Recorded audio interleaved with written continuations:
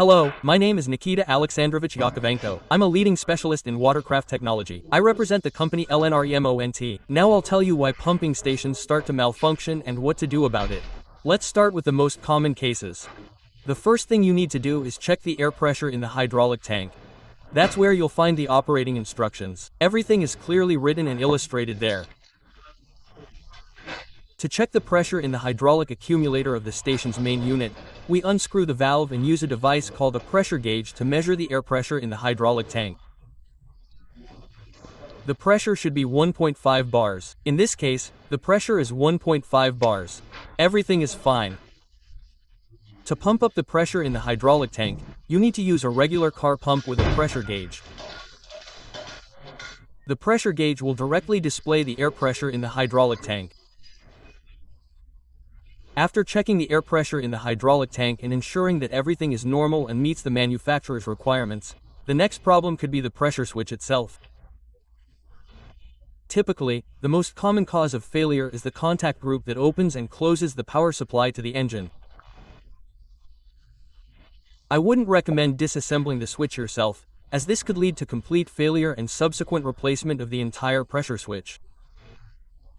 You have to disassemble it, inspect the contacts, they burn out inside. I can't see it that way. Another important cause could be power surges. As a rule, everyone starts using electricity in the evening, turning on light bulbs and appliances, which puts a strain on the network. These power surges affect the engine. It begins to overheat due to insufficient power and eventually fails. The capacitor can fail first, followed by the starting system or the motor winding itself. In gardening communities and individual farms, power surges are a greater problem than in urban areas. Why? Because it's less stabilized. And to prevent engine failure, contact group failure, and particularly the electrical system, I recommend installing a voltage stabilizer before the pump station. The next problem we encounter most often is the failure of the diaphragm in the hydraulic tank, in the hydraulic accumulator. It can burst. It's rubber, so it can burst.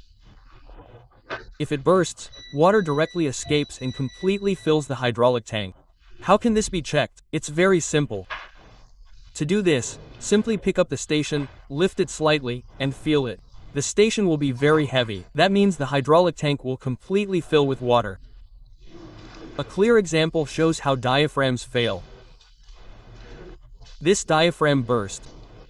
When installing the station, please pay attention to the tightness of the end connections.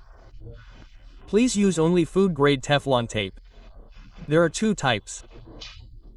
This is food and gas grade, but be sure to apply adhesive tape generously to the threaded connections to ensure airtightness. There are many possible causes for the pump station to fail, which you can't fix by disassembling the equipment and potentially damaging it completely.